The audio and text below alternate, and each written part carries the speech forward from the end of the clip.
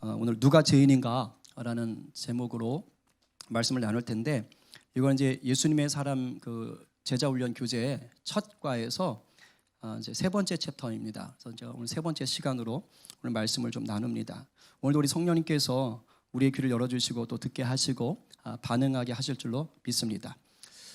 지난 월요일에 명절 마지막 날이죠. 저희 가족이 이제 서울에 가서 요한계시록이라는 그 기독교 뮤지컬을 보고 왔어요. 우리 교회 아마 보신 분들도 꽤 있는 것 같아요. 제가 이제 물어보니까. 근데 아직 못 보신 분들이 계시다면 그냥 개인적으로 쭉 한번 보시라고 권면을 하고 싶습니다. 정말 마음 같아서는 우리 성도들 다 데리고 가서 같이 보고 싶을 정도로 그렇게 너무 좋아요. 2월 말까지인데 정말 마음은 우리 성도 다 같이 한번 그냥 극장 다 전세 내겐 이 눈이 좀 작구나. 정말 다 같이 가서 보고 싶은 재미도 있고 감동도 있고 은혜도 있고 저는 정말 많이 울었어요.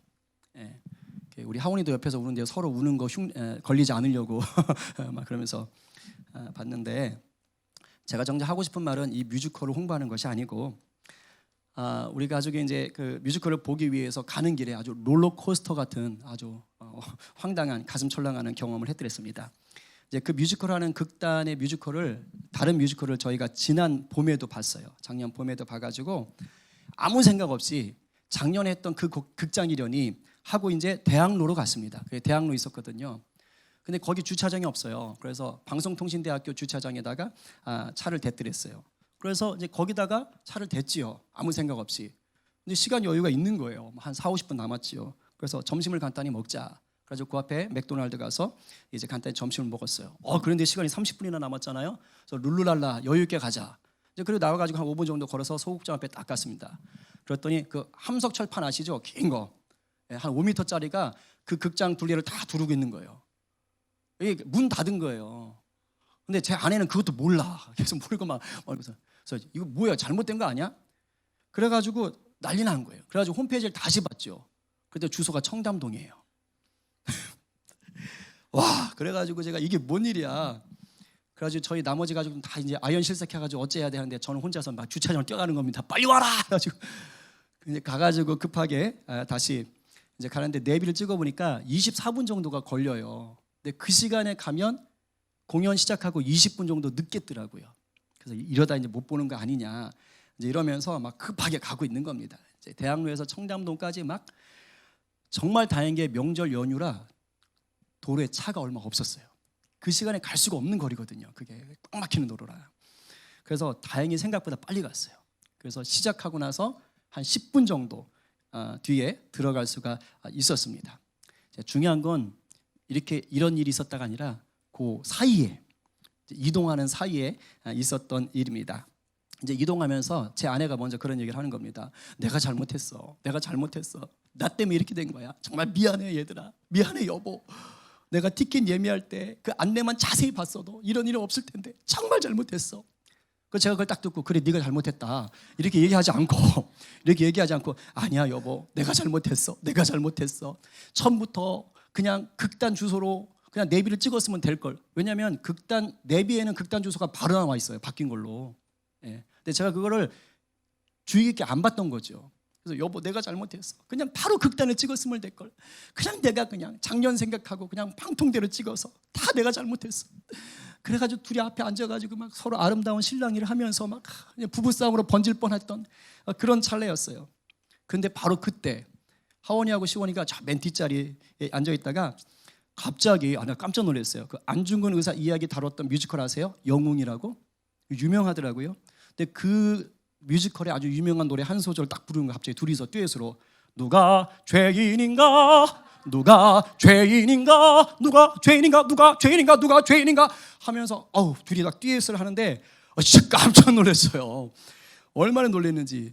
그래서 뮤지컬에 늦은 게 막 서로 내 책임이라고 막 이렇게 우기는 우리 부부들이 아니고 우리 부부에게 정말 우리 아이들이 뮤지컬 한 소절로 재치 있게 막 격려하는 거예요. 그 덕에 정말 재미있고 깔깔대면서 올 수 있었어요. 근데 그 자리에서 누가 죄인인가? 제가 막 그 자리에서 당신 때문이야 막 이렇게 했으면 그날 완전 분위기 이제 이상해지는 거죠. 그죠? 이제 아이들이 정말 누가 죄인인가 할 때 이건 이제 정죄가 되는 것이고 막 회초리가 되는 것인데 그렇지 않았어요. 오늘 공교롭게도 이 말씀을 나누는데 그게 딱 떠올랐던 거예요. 누가 죄인인가? 누가 죄인인가? 과연 우리는 어떻게 사는가? 혹시 우리 다른 사람들 보면서 너 죄인 아니냐?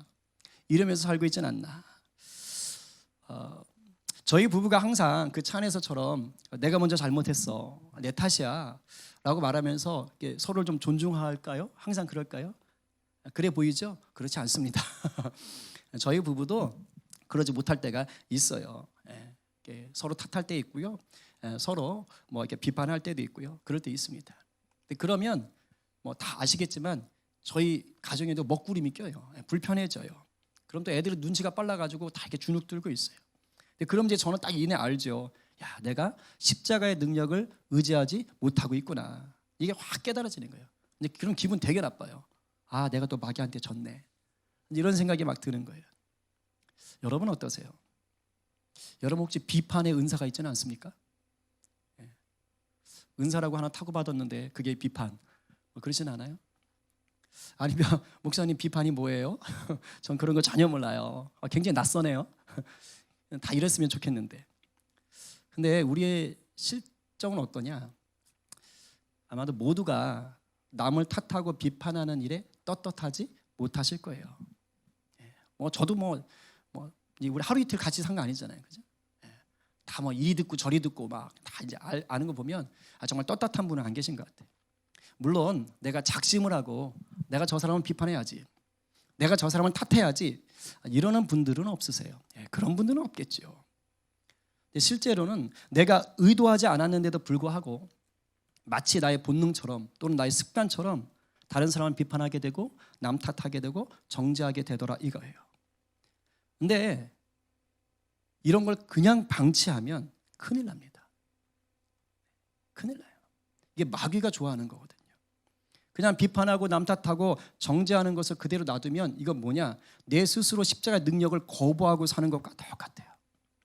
비판하고 남 탓하고 정죄하며 할수록 어떻게 되느냐? 요 다음 구절이 그거거든요. 오히려 내가 그것에 더 묶여버리는 거예요. 똑같이 묶이는 거예요. 그 헤아림으로 내가 헤아림을 당한다고 했으니까. 그러니까 남 욕할수록 똑같이 내가 거기에 휘말리고 마는 것입니다. 서서히 내 심령이 메말라요.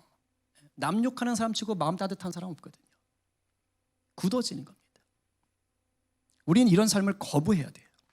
십자가의 사랑, 십자가의 능력을 누리는 자로 살기로 결단하고 그것을 누려야 돼요. 이미 우리 거니까요. 오늘도 주님께서 우리 가운데 말씀하고 계신 거예요. 지금 오늘 이 말씀이 우리 가운데 계시로 들리기를 간절히 기도합니다. 제가 계속 그렇게 기도하고 오는 거예요. 하나님 맨날 듣던 잔소리 되지 않게 하시고 이것이 오늘 다시 한번 우리 영혼을 깨우치는 계시가 되게 해주십시오. 오늘도 십자가의 능력 안에서 우리 안에 그 능력이 부어지고 새롭게 하시는 그 은혜가 있기를 간절히 축원합니다. 아멘. 여러분, 우리가 왜 남을 자꾸 비판하고 탓하고 정죄하게 될까요? 여러 가지 이유가 있겠지만 결국 그걸 싸잡아서 하나로 말하면요, 내가 십자가 앞에서 내 자아가 죽었음을 모르고 있는 거예요. 엄밀히 말하면 내가 안 죽었어가 아니고요, 내가 예수를 믿는 게 맞다면 이미 난 죽은 거예요. 죽은 게 맞는 거라고요. 근데 그거를 모르고 있는 거예요. 인정하지 못하고 있는 겁니다. 그래서 나는 죽고 예수로 살아가야 되는데도 불구하고 자꾸 내 자아가 주인 노릇하려고 하는 겁니다. 이미 죽었건만. 이러면 어떻게 되느냐, 내가 옳다는 생각에 내가 더 잘 안다는 생각이 꽉 붙잡혀 사는 거예요. 내가 옳지, 내가 더 잘 알지, 내가 너보단 낫지. 그래서 자기의 자기 잘남이 세상을 보는 기준이 되어버립니다. 근데 의외로 교회 오래 다닌 분들, 교회 직분자들, 교회 봉사 많이 하는 분들이 이렇게 되기가 쉬워요. 그러니까 제일 쉬운 사람은 목사인 거죠. 또 다른 사람보다 뭔가 특별히 잘하는 게 있는 분들, 은사자들이죠. 사회적으로 성공한 분들도 이렇게 되기 쉽습니다. 왜냐하면 자랑거리가 있기 때문에 누가 봐도 칭찬할 수 있는 거리가 있거든요. 근데 이런 마음밭에서는요, 죄송하지만 비판과 정죄가 자라기가 쉬워요. 왜냐? 내 마음에 들지 않는 게 너무 많아. 너무 많아. 이것도 마음에 안 들고 이것도 마음에 안 들고 이것도 내 성에 안 차고 이것도 내 기준이 아니고. 그런 불평과 불만과 비난과 정죄밖에 나가지 않습니다. 성경에도 그런 인물이 하나 있어요. 사도 바울이 예수 믿기 전에 딱 그랬어요. 그는 자기 잘남에 꽉 붙잡혀 살던 사람이었습니다. 빌립보서 3장 5절 6절에 자기가 이렇게 고백합니다. 우리 한번 같이 읽어보겠습니다. 큰 소리로 시작. 나는 8일 만에 할례를 받고 이스라엘 족속이요 베냐민 지파요 히브리인 중에 히브리인이요 율법으로는 바리새인이요 열심으로는 교회를 박해하고 율법에 의뢰는 흠이 없는 자라. 예, 기고만장한 거예요. 나는 부족한 게 하나도 없어. 나는 퍼펙트해. 이렇게 얘기하는 겁니다. 그런데 이런 사도 바울이 예수님을 만나서 십자가에 죽고 나니까 완전히 다른 고백을 하게 돼요. 완전히 다른 고백을 해요. 어떻게 똑같은 사람이 이렇게 고백을 할 수 있을까? 디모데전서 1장 15절에 가니까 이제 이런 고백을 합니다. 우리 사도 바울의 고백으로 한번 같이 선포할까요? 시작. 믿보다 모든 사람이 받을 만한 이 말이요 그리스도 예수께서 죄인을 구원하시려고 세상에 임하셨다 하였도다. 죄인 중에 내가 괴순이라. 죄인 중에 내가 괴순이라. 예수 믿기 전까지는 내가 제일 잘 나가 하면서 이걸 주제가로 삼았던 사람이었어요. 그러나 예수 믿고 나니까 내가 죄인 중에 죄인이요, 내가 죄인 중에 우두머리요 라고 고백하는 거예요.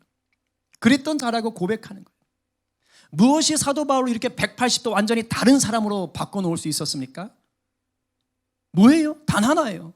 예수 그리스도의 십자가입니다. 예수 그리스도의 십자가의 능력이에요.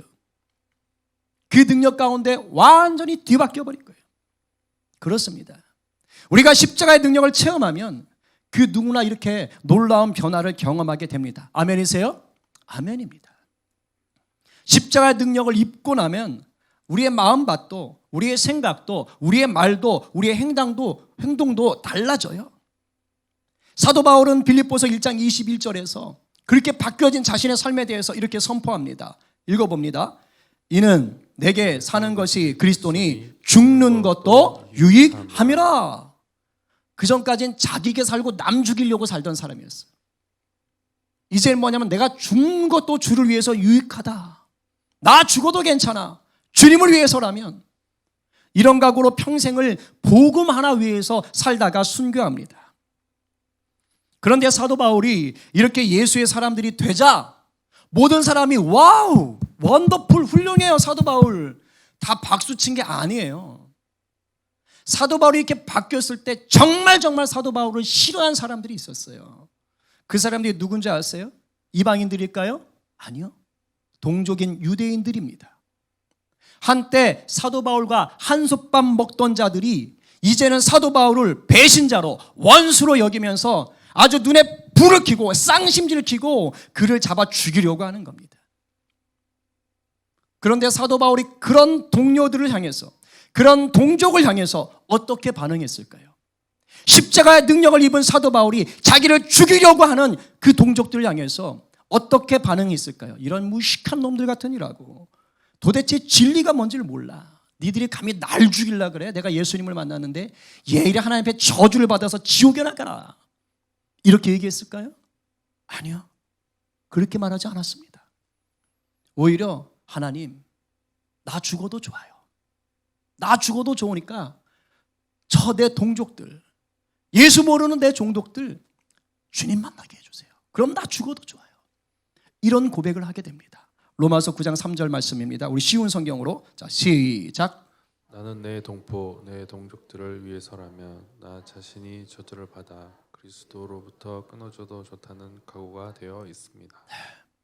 자기가 지금 예수님 때문에 새로운 삶을 살았는데 내 동족들이 예수를 믿을 수만 있다면 자기는 예수님으로부터 끊어져도 좋대요.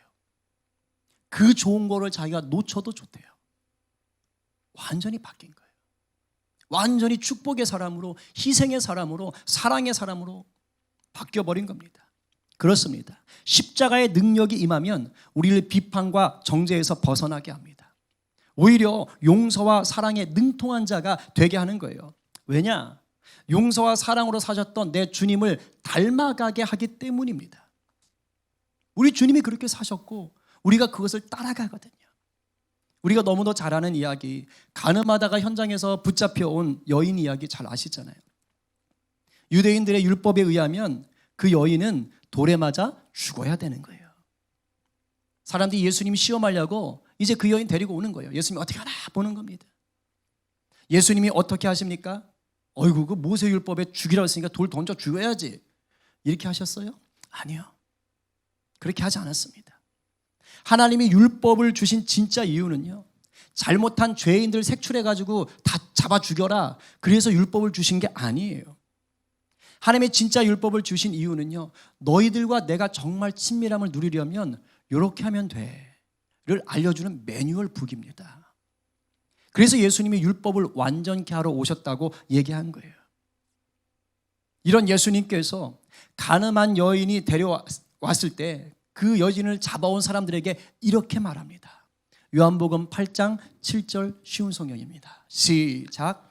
너희 중에 죄 지은 적이 없는 사람이 먼저 이 여인에게 돌을 던져라. 너희 중에 죄 없는 자가 먼저 돌을 던져라. 너무 잘 알죠, 우리가. 이 말 한마디에 거기 모였던 모든 사람들이 이제 하나둘씩 자리를 떠나요. 예수님의 말씀에 그 사람들의 양심이 깨어난 겁니다. 뭘 느꼈을까요? 아, 나 역시 다른 사람을 정죄할 자격이 없는 죄인이구나. 자신의 죄인됨을 바라본 거예요. 그리고 예수께서 가늠하다 잡혔던 그 여인에겐 이렇게 말합니다. 역시 쉬운 성경으로 8장 11절입니다. 자, 시작.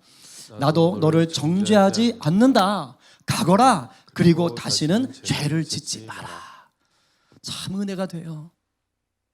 나는 너를 정죄하지 않는다. 근데 우리는 주님이 나를 정죄할 거라고 두려워해요. 막 죄 짓고 나면 막 내가 원해서 했든 몰라서 했든 원치 않아 했든 막 주님한테 혼날까. 우리 주님은요, 정죄하는 분이 아니에요. 우리 주님은 심판주로 오시긴 하셨지만 우리를 정죄하기 위해 이 땅에 오신 분이 아닙니다. 오히려 우리를 하나님께로 돌이켜서 심판을 면하게 하시려고 오신 거예요. 그래서 심판하시기 전에 먼저 우리가 돌이킬 수 있는 기회를 계속해서 주시는 거예요. 주님 다시 오시는 그날 전까지는 어떻게든지 하나님께서 우리 주님을 통해 한 명이라도 구원하시려고 하는 거예요. 십자가 사랑 안에서 그 능력 가운데 회복될 수 있는 은혜를 계속 부어주시는 겁니다.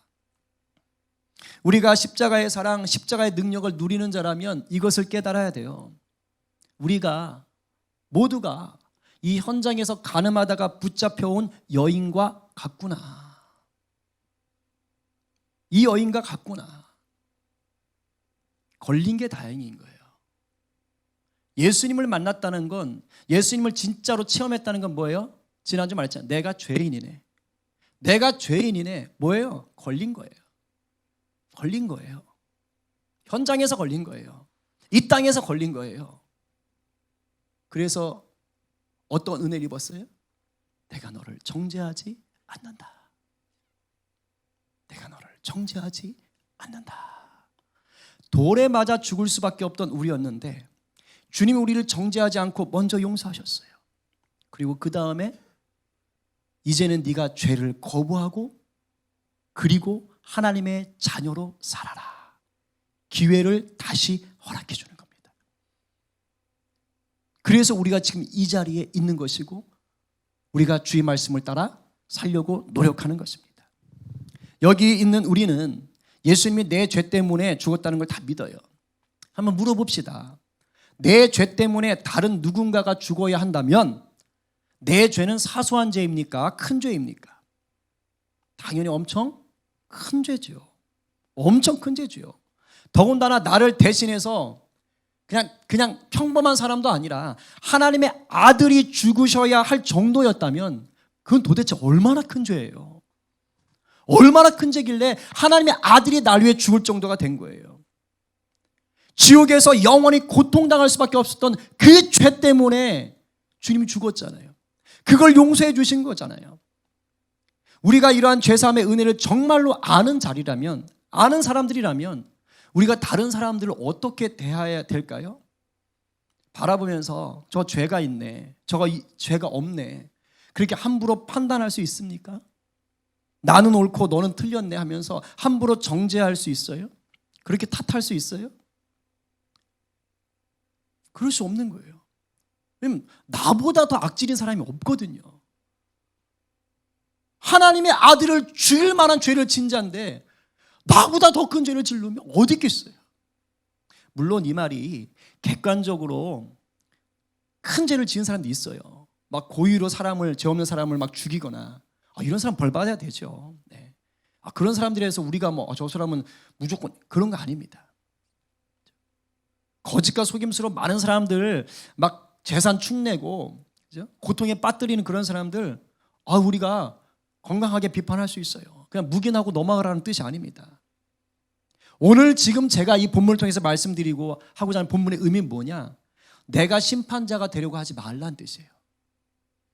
내가 세상의 주인 노릇하려고 하지 말란 뜻입니다. 그걸 경계하는 거예요. 그리고 우리가 걸려드는 이런 비판이나 정죄의 상황은요, 잘 들으세요. 누가 죄 없는 사람 죽이는 그런 상황에 맞닥뜨리는 경우는 거의 없어요.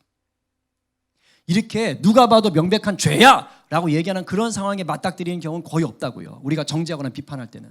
주로 언제냐? 사소한 이해관계. 일상 속에서 아주 사소한 이해관계.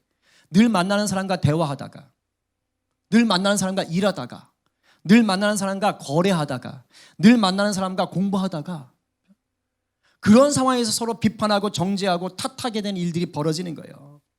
별것도 아니에요. 저희 집 같으면 양말을 했냐, 그냥 던졌냐, 치약을 중간부터 짰냐, 끝때부터 짰냐, 이런 거 가지고 막 실랭이 할 때가 많은 거예요. 가만히 들여다보면 있잖아요. 상대가 대단한 잘못을 한 것도 아닙니다. 한번 생각해 보세요. 여러분들이 비난하고 탓하고 정죄할 때 정말 그 상대가 그렇게 대단한 잘못했습니까? 한번 생각해 보세요. 결국 주님 앞에 그 불편한 상황 드러내놓고 한번 돌아보십시오. 결국은요, 내 욕심, 내 만족, 내 자존심 때문에 빚어진 불협화음이에요. 내 마음에 안 드는 거예요. 내 마음에 안 드는 거. 내 기준에 안 드는 거예요. 그래서 결국은 불편함이 생겨요. 우리가 십자가의 능력 안에 온전히 거한다면 결국 이런 이기적인 모습들은 점점 사라져가야 되는 거예요. 까놓고 별거 아니거든요. 굉장한 것도 아니거든요. 내 안에 여전히 비판하고 정죄하고 남 탓하는 모습이 여전히 많이 남아있다. 죄송하지만 아직 십자가의 능력을 못 누리는 분들이에요.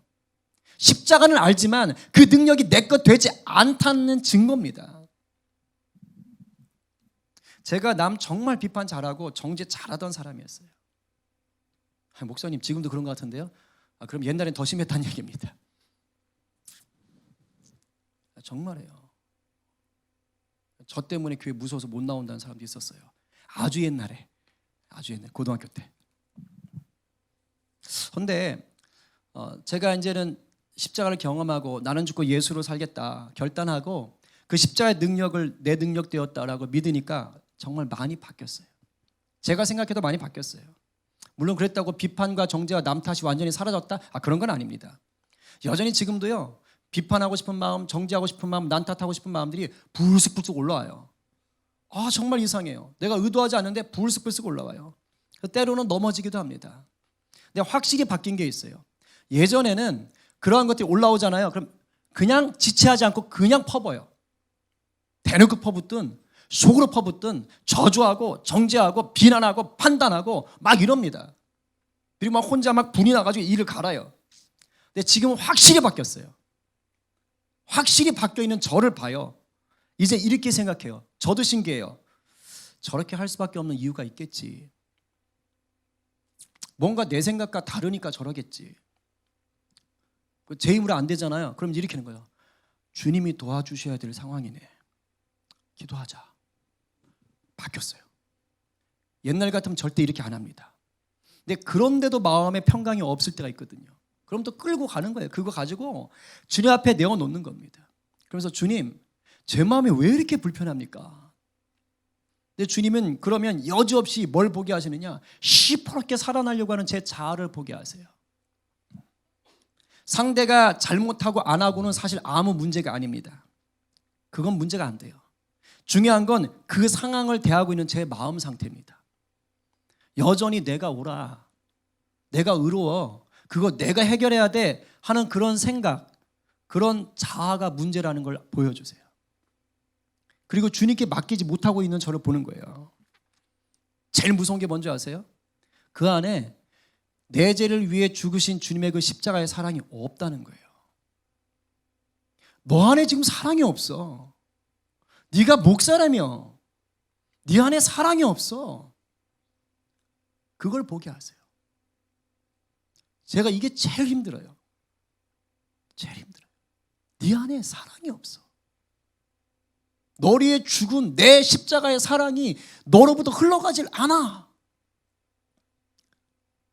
그래서 그것 때문에 회개하게 하시고 다시 무릎 꿇게 하시고 그러면서 다시 몸부림치게 해요. 잘했냐 잘못했냐는요 차후 문제예요. 제가 그랬잖아요. 그거 별거 아니라고. 본질 다 뒤집어 놓고 보면 별거 아닌 거예요. 결국은 내 안에 그 십자가의 사랑, 십자가의 능력이 있냐 없냐. 있냐 없냐. 너 목사라며. 그것 때문에 힘들어서 주님 앞에 매달려서 기도하는 겁니다. 정말 기도만 해요. 하나님, 저 정말 우리 성도들 어떤 상황에도 사랑하게 해주세요. 여러분들에게 묻습니다. 혹시 자꾸 비판하게 만들고 정죄하게 하고 여러분들 하여금 자꾸 누군가를 탓하게 만드는 그런 상대가 있습니까 지금? 아마 가족 중에 있을 수 있어요. 아니면 직장 사람들 중에. 주로 가까운 사람들 중에 이런 사람이 있어요. 끊임없이 여러분들을 힘들게 하는 사람. 교회 안에 있을 수도 있어요. 잘 들어요. 그건요, 지금 주님이 그 상대를 통해서 여러분을 빚어가시는 중입니다. 이걸 깨달으시기 바라요. 여러분들을 더 귀하게 쓰시고 싶어서 주님이 보실 때 여러분들에게 모나 있는 부분, 다듬어져야 될 부분을 지금 주님이 다듬어 가는 거예요. 보석 세공 시간입니다. 보석 세공 시간. 여러분들을 보석으로 만드시는 시간이에요. 인내 속에서 하나님의 선하신 뜻을 보게 하시려는 은혜의 시간인 것입니다. 이럴 때 여러분들이 십자가의 능력을 꽉 붙잡으면 우리 이번 주 말씀이죠. 합력하여 선을 이루게 하시는 거예요. 인디언들 속담 가운데 이런 말이 있어요. 그 사람의 신발을 신고 1마일을 걸어보기 전까지는 그 사람을 판단하지 말아라. 멋진 말이죠. 신발은 문학적으로 보면 그 사람의 정체성을 말합니다. 우리 인간의 몸에 걸치는 것 중에 신발이 가장 큰 고생을 해요. 왜냐하면 늘 온갖 종류의 땅을 다 밟고 다녀야 되잖아요. 그래서 신발은 그 신발 주인이 겪고 있는 삶의 그 희로애락을 상징하는 것입니다. 이 속담은 상대의 삶을 일정 시간 함께 공유해서 공감해보지 않고서는 함부로 판단하지 말라는 그런 말이에요. 그런데 일정 시간을 함께 공감하고 공유한 다음에는 이제는 마음대로 판단해도 좋다, 그런 뜻도 아닙니다. 저 말의 뜻은요, 공감하고 품어주고 사랑하고 협력해줘라 라는 이런 말이에요. 근데 이게 성경 구절입니까? 아니요. 인디언 속담이에요. 예수의 복음이 들어가기 전부터 있었던 그들의 속담입니다. 달리 말하면 예수를 모르는 세상 사람들도 역지사지 정신 속에서 서로 사랑을 누리는 것들을 추구하고 있어요. 자, 그렇다면 십자가의 놀라운 사랑을 경험했다는 우리는 어떻게 해야 될까요? 적어도 세상 사람들이 추구하는 것보다 나아야 되는 거 아니에요? 세상 사람들의 관용보다는 더 깊어져야 되는 것 아닙니까? 그 사람들의 그런 것들보다는 우리가 더 용서와 사랑에 능통한 자가 되어야 되는 거 아니에요? 어떤 집사님이 그런 말씀을 하세요. 거래처 가운데 갔는데 어떤 사람이 막 교회 다니는 사람 막 욕하더라는 거예요. 교회 다니는 사람이 막 하면서 왜 욕할까요? 그 사람이 왜 교회 다니는 사람 욕해요? 교회 다니는 사람은 달라야 한다고 생각하는 거예요. 교회 다니는 사람은 그런 상황에서 정직해야 된다고 생각하는 거예요. 예수 안 믿는 사람들이 교회 왜 욕하는 줄 아세요? 예수 믿는 우리 왜 욕하는 줄 아세요? 니는 달라야지. 예수 믿으면 달라야지. 적어도 우리들보단 더 나아야지. 그걸 바라는 겁니다. 세상적인 기준보다는 우리가 더 나아야 되지 않겠어요? 그래서 예수 믿는 우리는요, 다른 사람의 신발을 신고 함께 1마일을 걸어가는 정도에서 머무르시면 안 돼요. 당연히 그렇게 해야 돼요. 그리고 하나가 더 있습니다. 그것은 우리 어깨 위에 주님이 우리에게 맡기신 내 십자가를 지고 가는 거예요. 다른 사람이 신던 신발 신으시고 그 위에 나를 부인하고 난 죽었다는 뜻입니다. 그리고 나에게 맡겨주신 그 십자가를 내가 지는 거예요. 그럴 때만 우리가 십자가의 능력으로 영혼들을 품고 사랑할 수 있습니다. 이제 마무리합니다. 예수님의 십자가 목걸이나 귀걸이처럼 그런 식으로 착용한 채로 우리 종교 교양인으로 살지 맙시다. 자기 십자가 지고요, 십자가의 능력을 누리고 나누는 진짜 제자가 됩시다. 비판하고 정죄하고 남 탓하려고 하는 것이 올라올 수 있어요. 근데 우리가 십자가의 능력으로 그것을 용서와 사랑과 중보 기도로 바꾸어가며 사십시다.